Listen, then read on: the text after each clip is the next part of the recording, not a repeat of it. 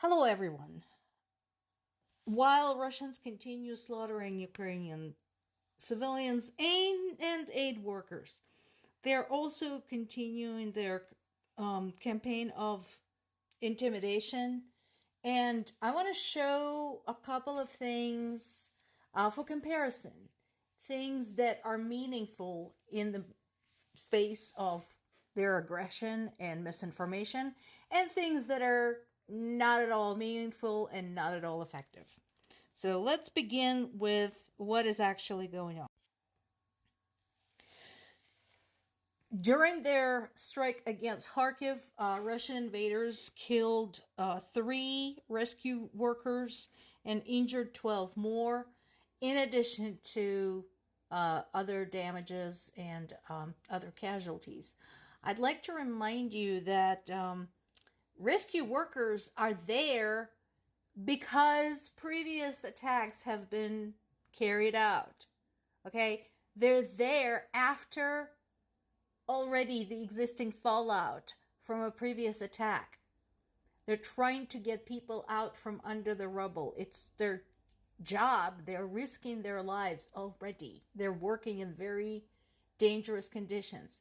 So what it looks like is that Russians basically just kept firing roughly at the same area. And as a result, not just people who lived there were hurt, but people who tried to help them were hurt.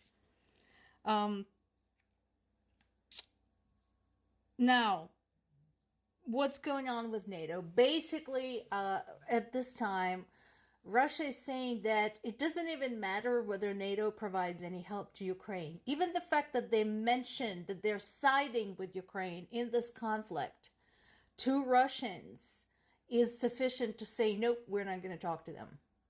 We're not going to listen to them, la, la, la, la, la, can't hear, the typically mature way of Russia carrying out their politics. So that is what's going on with that. It doesn't help that U.S. National Security Advisor is not acting like a U.S. National Security Advisor. I'm talking about Jake Sullivan, who has been to Ukraine. He had seen what goes on there, and then he went on to basically reproach Ukraine for striking Russian oil refineries because Americans want cheap gas. And now he is spreading panic, saying that there is a likelihood that Russia will drop a nuclear bomb on the U.S. What? I mean, there's literally no intelligence data supporting this. He is the national security advisor. This kind of commentary is inexcusable in his position. If I were President Biden at this point, I would seriously consider firing this guy because he's not doing his job, and the rhetoric he's spreading out there is not at all beneficial to the U.S. security. Meanwhile, in Russia, they detained 3 more people who were suspected of being involved in the terrorist attack, and so far, there are no Ukrainians among them, despite the fact that they have half of their population convinced that Ukrainians were somehow involved with that terrorist attack. Isn't that interesting? And of course, the anti-Muslim, specifically anti-Tajik hysteria continues in Russia. So, and they're doing nothing to, to moderate this or control it in any shape or form. The reason for that being that nationalism and discord among various people living on Russian territory is beneficial to the government, because if they can sick them against one another, they are easier to control. So now let's talk about what works and what doesn't work, what's effective and what's not effective. So, first of all, NATO Stoltenberg and the rest of NATO people are still talking about establishing a consistent method to help Ukraine.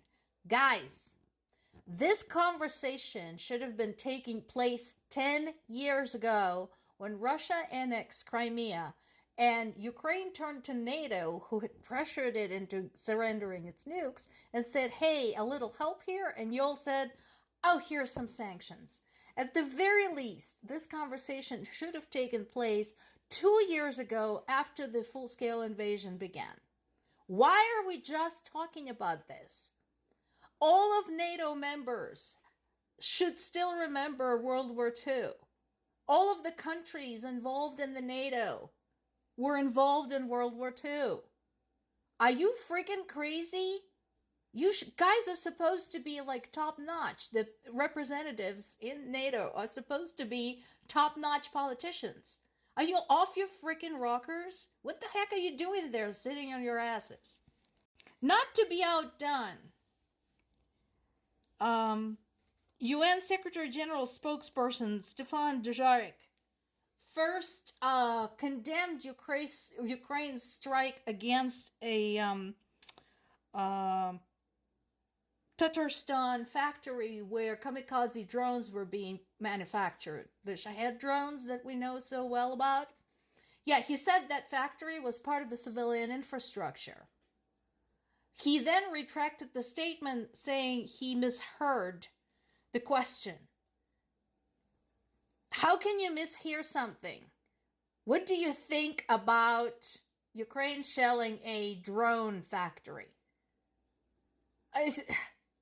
Really?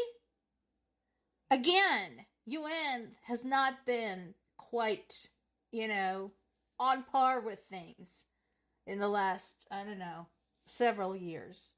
I don't even know what they do anymore, honestly. So let me show you what actually works. What is effective? What sends the right signal? German foreign minister said, you know what, screw you EU, screw you NATO, I don't care whose member I am, I'm going to go scramble up some more aid for Ukraine. This works.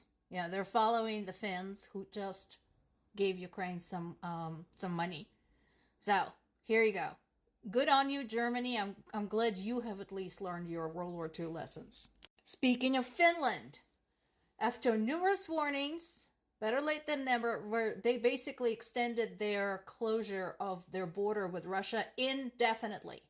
That is awesome. This is what should happen, by the way, with anyone and everyone who has a border with Russia. Close your freaking borders. And while we're at it, apparently it is possible to do something indefinitely, like the sanctions. Instead of voting on the stupid sanctions over and over again, extend them indefinitely. When Russia does something to warrant a review, you can always review. This works. This sends a clear signal. And then there is this guy. You know what he does? He goes across the land with his truck and collects bodies of both Russian and Ukrainian people who died in this war and sends them to their relatives.